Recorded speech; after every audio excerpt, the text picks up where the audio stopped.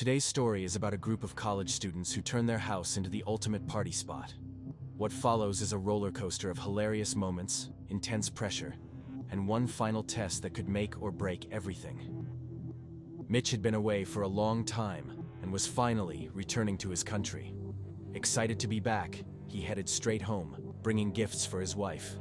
He had been looking forward to seeing her after all these years. As soon as he stepped inside, he was shocked. His wife was there, but so were several other men, and she was completely naked.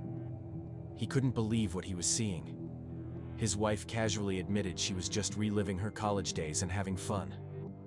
Before Mitch could process everything, another man arrived at the house, saying he had come to meet his wife.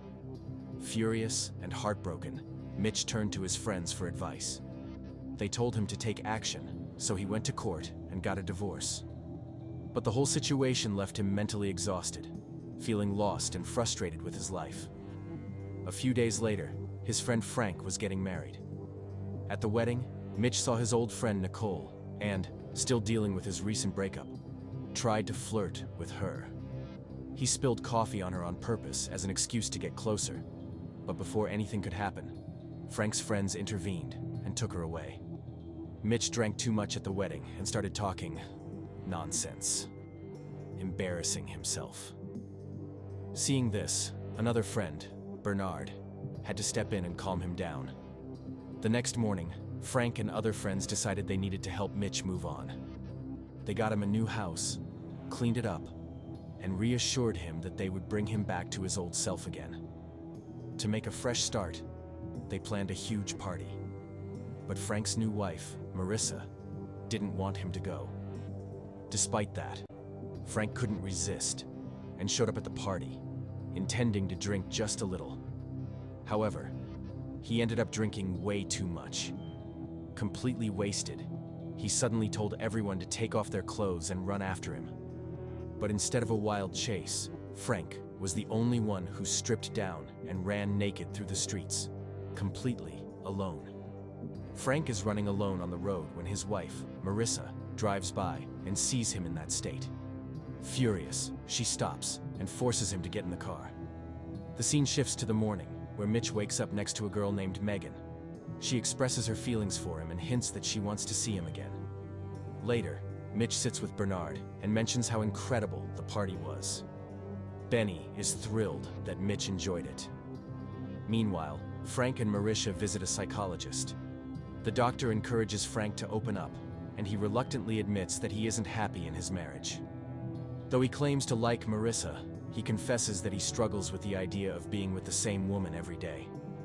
At the office, Mitch goes to meet his boss and is shocked to see Megan there. She isn't just some random girl. She's his boss's daughter. The realization leaves him completely shaken.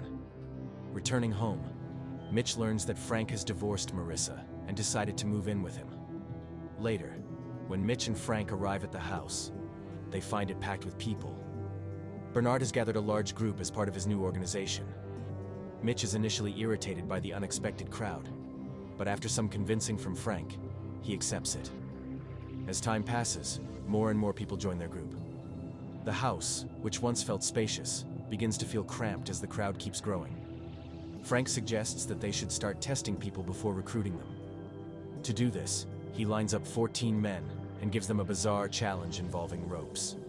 Surprisingly, all of them completed the task.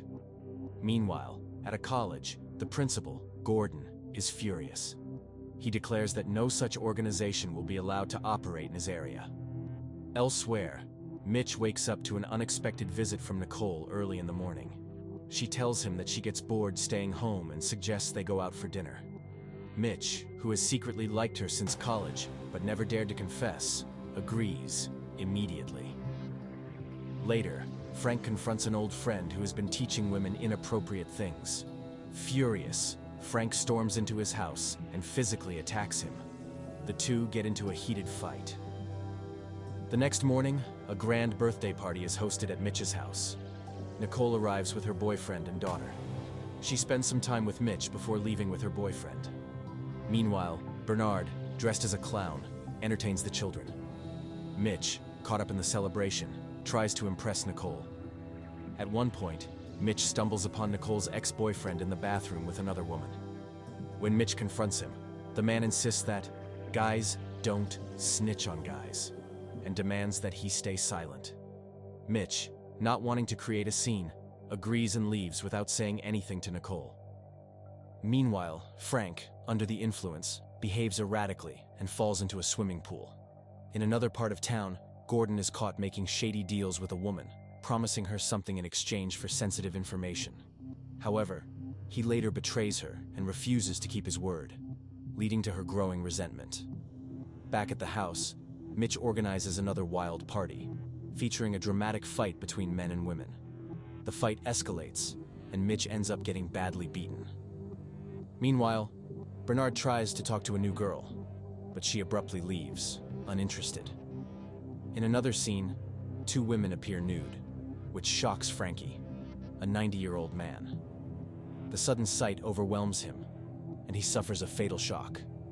A funeral is held, attended by Frank, Bernard, Mitch, Marissa, several women, and members of their growing organization.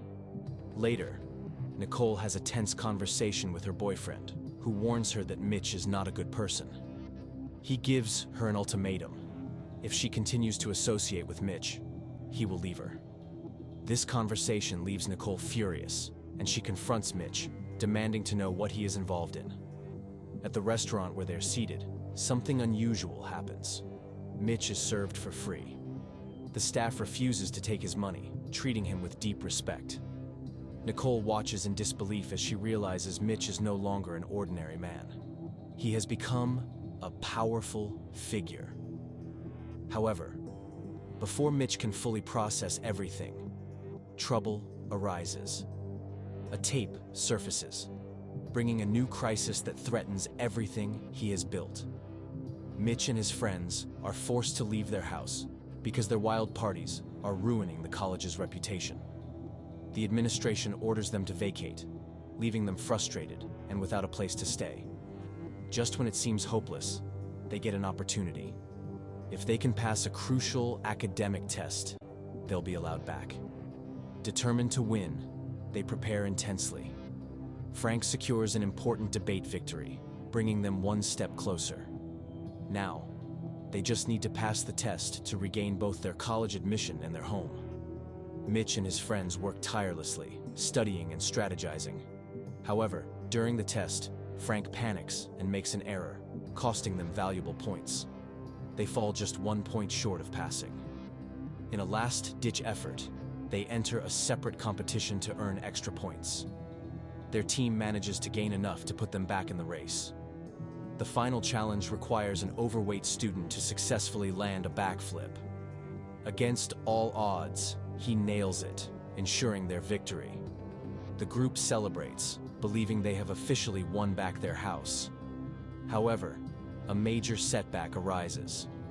An elderly man, who had been distracted earlier, didn't take the test. Since his name was still on the roster, his 0 score pulled down their overall result, causing them to fail. Mitch is furious and turns his anger toward Gordon, suspecting foul play.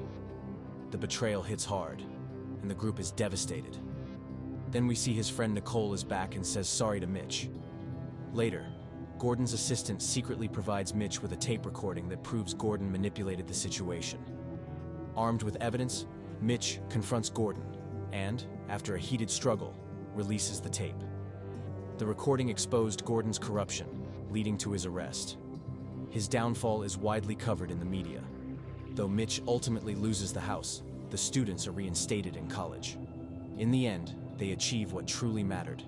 Their place in the school is restored, and their futures are no longer in jeopardy. If you enjoyed this video, don't forget to hit the like button, share it with your friends and movie fans, and subscribe to our channel Once Upon a Rewind for more interesting movie recaps.